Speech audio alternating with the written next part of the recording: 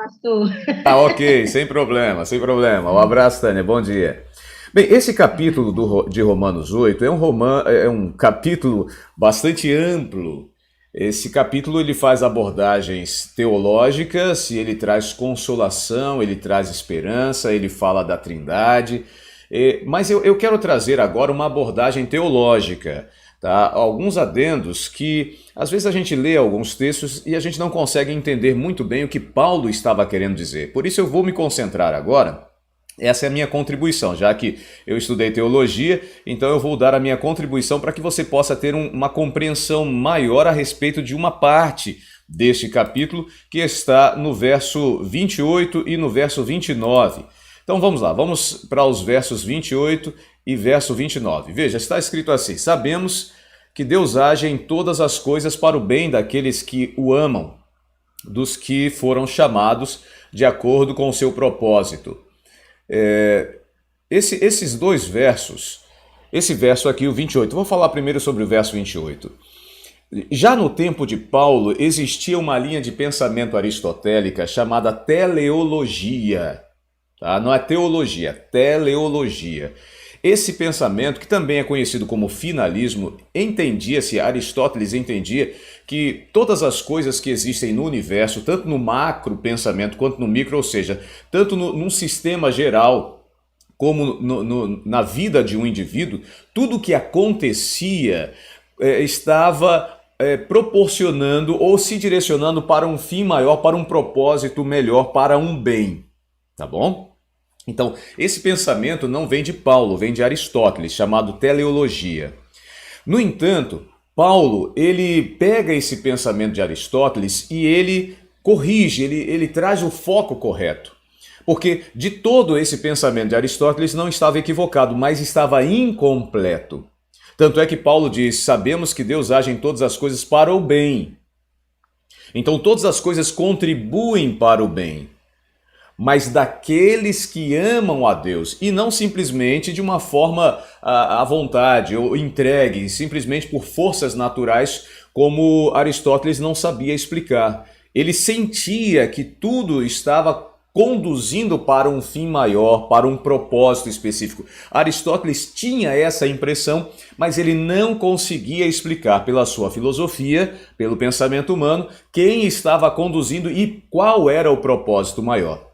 Então Paulo ele traz o complemento a esse pensamento filosófico, transformando essa base filosófica em teológica. Então ele diz: sabemos que todas as coisas contribuem para o bem. Sim, o pensamento humano está correto, porém o que não está sabendo entender é que esse bem é para aqueles que amam a Deus. O bem daqueles que amam a Deus. Com esse pensamento, Paulo está dizendo: querido, querida, o mundo não está entregue a si mesmo.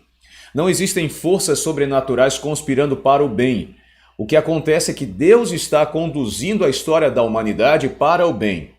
Agora, nós temos uma outra implicação, tá? Eu vou trazer mais essa abordagem teológica. Se Deus está conduzindo o macro e o micro, ou seja, a história da humanidade, a sua história pessoal para o bem, onde fica o espaço para o livre-arbítrio da sociedade humana e também do indivíduo? Onde é que fica? Será que Deus está conduzindo tudo para o bem sem dar-nos liberdade para desenvolver o livre-arbítrio? Então agora Paulo entra no verso 29, dizendo: pois aqueles que de antemão conheceu, também os predestinou para serem conformes à imagem de seu Filho, a fim de que ele seja o primogênito entre muitos.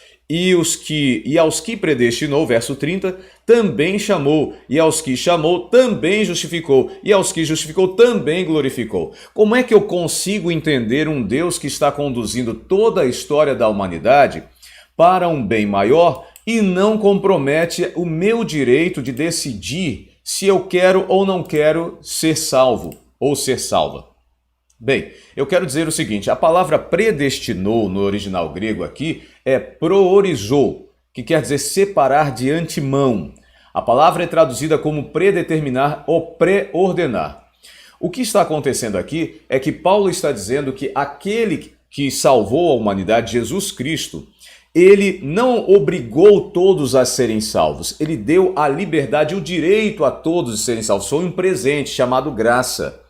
Ou seja, da mesma forma que por Adão o pecado entrou na humanidade, agora Jesus assume a função de segundo Adão, só que antes do primeiro Adão, acima do primeiro Adão, e passa a toda a geração humana, todos indiscriminadamente justos ou santos, injustos ou santos, ímpios ou puros, todos têm o direito à salvação, estão predestinados à salvação. Essa é a única predestinação que a Bíblia trabalha, que a Bíblia apresenta. Ela não está dizendo que uns já nasceram predestinados para a perdição e outros nasceram predestinados para a salvação. A predestinação que Jesus passa para nós é que todos são salvos em Jesus Cristo.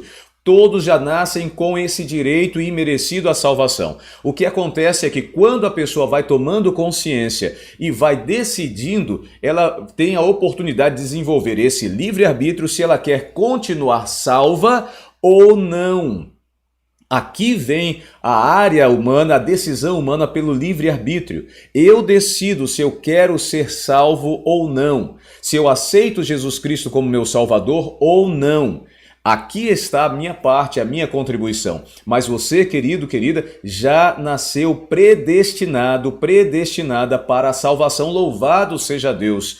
Então, o que nós precisamos fazer, aqueles que já estamos salvos, é mostrar para todos que estão perdidos que eles podem ser salvos, eles nasceram com esse direito imerecido, basta aceitar Jesus. O que nós podemos confirmar aqui, que está em primeira carta de Paulo a Timóteo, diz assim: ele deseja que todos os homens sejam salvos e cheguem ao pleno conhecimento da verdade. Segundo Timóteo 2,4. Nós temos ainda 2 Pedro, no capítulo 3,9. Não querendo que nenhum pereça, senão que todos cheguem ao arrependimento. Nós temos também Ezequiel 33,11, que diz: tão certo como eu vivo, diz o Senhor Deus, não tenho prazer na morte do perverso, mas em que o perverso se converta do seu caminho e viva. Bem, e tem outros textos em Mateus 11, 28, Apocalipse 22, 17, João 3, 16, todos esses textos, né? Porque Deus amou o mundo de tal maneira que deu seu Filho unigênito para que todo aquele que nele crê não pereça, mas tenha vida eterna. Então, eles apontam para a ideia de que Deus sim